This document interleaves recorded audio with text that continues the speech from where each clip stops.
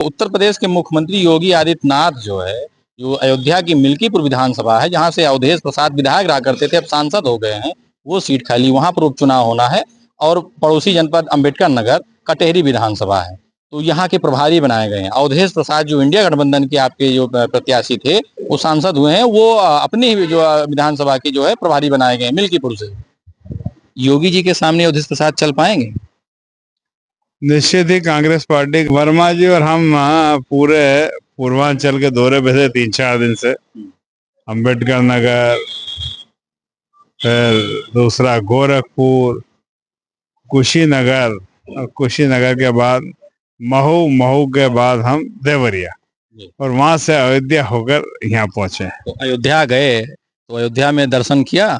अयोध्या में दर्शन तो नहीं किया, इस बार हम ऑन द वे आए। पिछली बार दर्शन जरूर किया था, इस बार हम यहाँ से राम जी को दर्शन करते हैं। और अगली बार जरा इस सावन के महीने में जरा रश ज्यादा है, टाइम ज्यादा, ट्रैफिक बहुत था, तो जितने आपने जनपद का नाम लिया है वो सब अधिकांश उत्तर प्रदेश में है, और उत्तर प्रदेश में 10 विधानसभाओं में उपचुनाव होना है।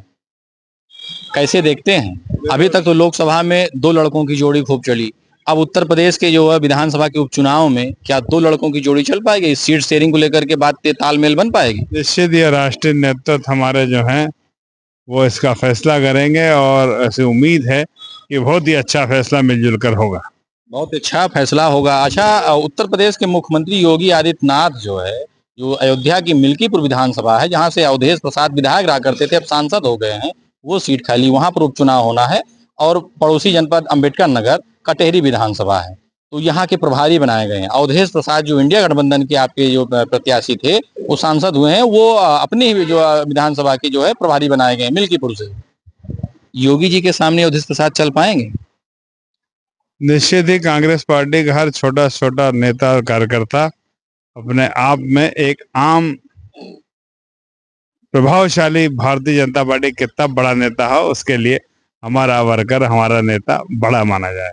अच्छा, सर ने तो बता दिया कि हम विभिन्न जनपदों में आप दोनों के साथ में जो है आप भ्रमण किए। किन मुद्दों को लेकर के आप विभिन्न जनपदों में गए, क्या था पूरा मामला, बताएं।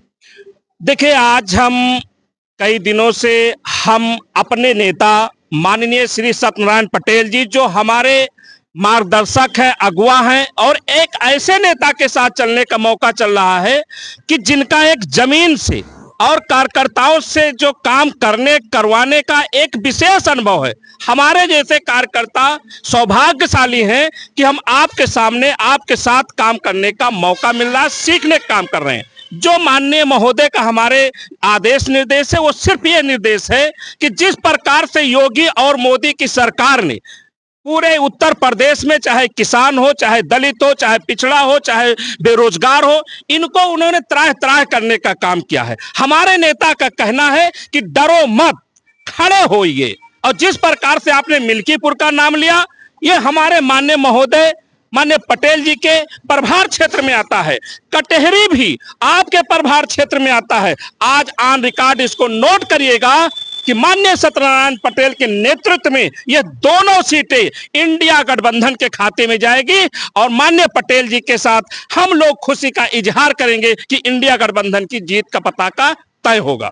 सीट शेयरिंग की बात यहाँ पर आ रही, लोकसभा में तो सीट शेयरिंग हो गई थी, लेकिन अब यहाँ पर 10 विधानसभा है। अखिलेश यादव कहने भैया हम तो पूरा चाहते हैं। ये मुद्दा, हम कार्यकर्ता हैं, आप हमारे नेता हैं, आप माननीय राहुल गांधी जी से, माननीय प्रियंका जी से, माननीय खड़गे साहब से मिलने का, बात रखने का ये अधिकार आपको है। हम इनके निर्देशों पर पालन करते हैं, काम करते हैं।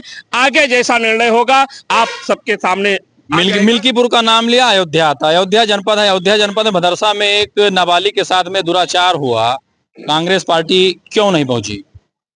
कांग्रेस पार्टी जिस प्रकार से पहुंची है, ये देश और दुनिया जानती है।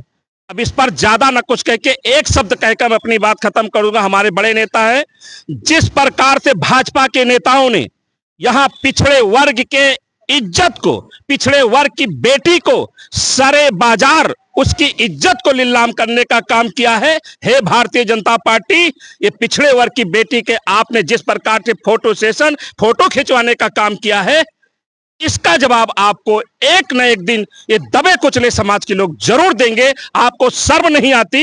एक बेटी को आपने राजनीतिक मुद्दा बना लिया, फोटो खिंचाने का है स्थान बना लिया। आपको न्याय दिलाने की बात भूल गए, लेकिन आपने फोटो जो कैमरा चलवाया, ये दुर्भाग्यपूर्ण है। पिछड़ा वर्ग इससे आहत है, दुखी है। धन्यवाद आप।